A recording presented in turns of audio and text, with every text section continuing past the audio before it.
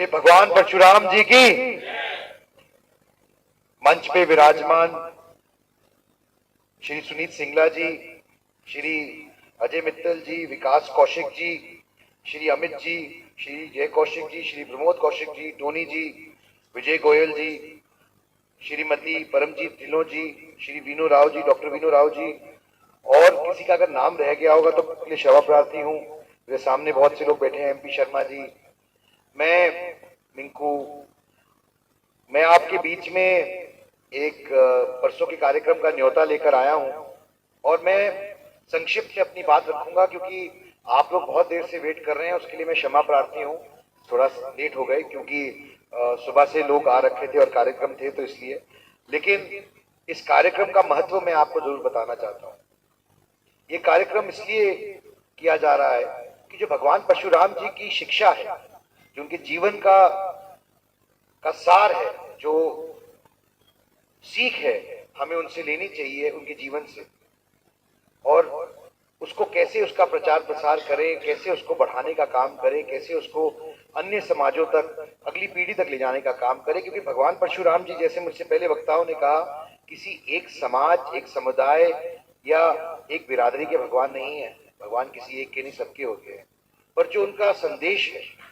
उनके जीवन का जो लड़ाई, अच्छाई और बुराई की लड़ाई है, उसका वह एक प्रतीक है और इसीलिए शायद उनका वर्णन हर युग में होता है और हर युग में ही ये लड़ाई रहती है, अच्छाई और बुराई की लड़ाई। और जब ऐसी चीजें, ताकतें ज्यादा स्ट्रांग हो जाती हैं तो उसके खिलाफ फिर भगवान परशुराम जी के अवतार में आकर बुराई के खिलाफ लड़ाई करते हैं। तो मैं आपसे निवेदन करना चाहता हूं कि आने वाली 27 तारीख को, यानी कि परसों सुबह 10 बजे ताऊ देवीलाल स्टेडियम में ज्यादा से ज्यादा संख्या में आप लोग आए, इस कार्यक्रम को सफल बनाएं और हर समाज, हर बिरादरी से लोग आए, क्योंकि भगवान सिर्फ किसी एक के नहीं, सबके होते हैं। और साथ ही में ये एक मौका है अपनी बात रखने का, व्यवस्थित होकर, सक्षम होकर, सशक्त तरीके से, ताकि जो भी विषय हैं, युवा पीढ़ी के जो भी विषय हैं, समाज के जिनको लेकर समाज चिंतित रहता है, उसको सामने रखने का काम करेंगे माननीय मुख्यमंत्री जी के। ऐसा ही कार्यक्रम मैंने 12 दिसंबर 2022 में किया था करनाल के अंदर, जहां 13 डिमांड थी समाज की, जिनको माननीय मुख्यमंत्री के आगे रखने का काम किया और उन्होंने 11 मानी और कार्यान्वित भी की हुई इसे मन से। पिछली बार भी लगभग 400 बच्चे ऐसे ईबीबीजी के रह रहे थे अलग अलग विभागों में, जिनकी नियुक्ति नहीं हो पा रही थी, उनको चिट्ठियां मिली हुई थी, और हमने पिछले साल के कार्यक्रम 400 बच्चों को उनकी विभागों में चिट्ठियां दिलाकर ज्वाइन कराने का काम किया। जो भी त्रुटियां, जो भी किसी तरीके की कमी रह जाती है, प्रयास ये है कि हम उसको व्यवस्थित तरीके से सही पटल पे रख सकें। और आप लोगों से यही निवेदन करना चाहता हूं कि ये कार्यक्रम किसी एक व्यक्ति का नहीं है, किसी एक समाज का नहीं है, ये भगवान परशुराम जी का है, आपका है, आप सबका है। और पंचकुला जिले में पहली बार हो रहा है, तो उसके नाते ये आपका गृह जिला है, आप सब यहाँ के निवासी हैं, बाकी के सारे जिलों से लोग आएंगे और इस कार्यक्रम में हिस्सा लेंगे। तो एक होस्ट होने के नाते भी मैं आपसे निवेदन करना चाहता हूं कि आप लोग इस कार्यक्रम में बढ़ चढ़ के हिस्सा लीजिए और उन लोगों के लिए महसूस हो कि हम पंचकुला जिला आए हैं पहली बारी, तो एक्सपीरियंस उनको हमेशा याद रहे। मैं बात ये भी करना चाहता हूं कि भारत को जब हम सोने की चिड़िया कहते थे तो उसका ये मतलब नहीं था कि हमारे पास इतना सोना था इसलिए हमें सोने की चिड़िया कहते थे। वो इसलिए कहते थे क्योंकि भारत ज्ञान का केंद्र था, चाहे वो विज्ञान हो, चाहे वो भौतिक ज्ञान हो, चाहे वो किसी भी तरीके का ज्ञान।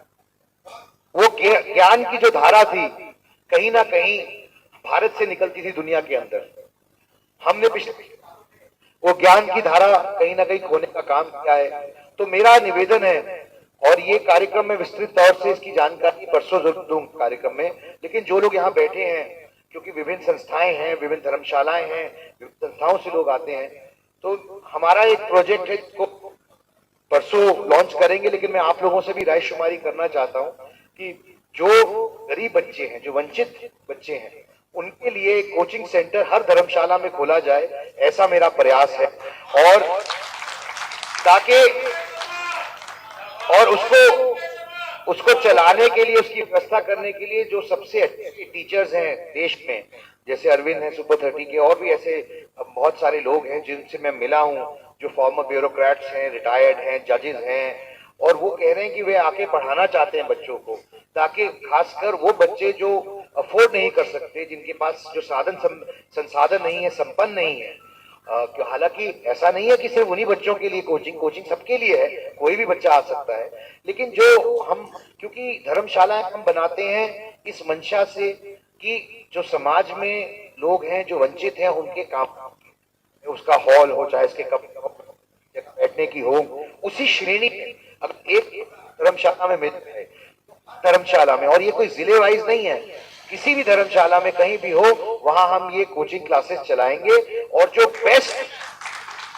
टीचर्स हैं कंट्री के, वो आकर वहां पर क्लासेस लेंगे, ताकि हर जिले से, हर धर्मशाला से ज्ञान का केंद्र बन के उत्पन्न होकर निकल सके, और हम कुछ पॉजिटिव चेंज समाज में, सोसाइटी में लाने की बात करें। जो विषय सरकार के हैं वो सरकार करेगी, करती रही है। मैं धन्यवाद करना चाहता हूं भारतीय जनता पार्टी सरकार का भी, माननीय नरेंद्र मोदी जी का भी, माननीय नैब सिंह सैनी जी का भी, जिन्होंने आस्था व्यक्त की समाज के अंदर और सबसे अधिकांश टिकटें देने का काम किया इस विधानसभा चुनाव के अंदर। और मैं सबसे ज्यादा देवतुल्य जनता का धन्यवाद करना चाहता हूं, हरियाणा की जनता का, जिन्होंने नया इतिहास रचने का काम किया, सबसे ज्यादा ब्राह्मण विधायक चुन के चंडीगढ़ भेजने का काम किया हरियाणा के इतिहास में।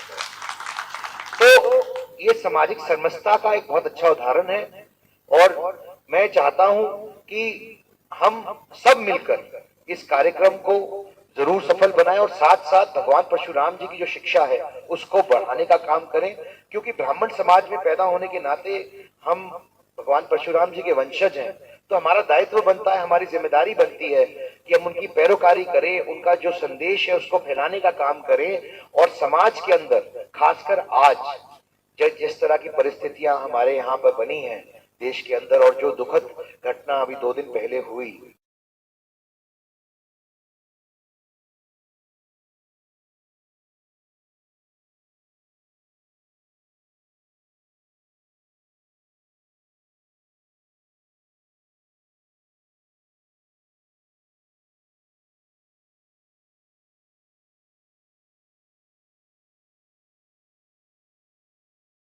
न्याय की जीत हमेशा होती है, और इस मामले में भी होएगी, क्योंकि भगवान परशुराम जी की शिक्षा को लेते हुए, और साथ ही में जिस तरीके का नेतृत्व हमारे देश के अंदर है, श्री नरेंद्र मोदी जी के नेतृत्व के अंदर,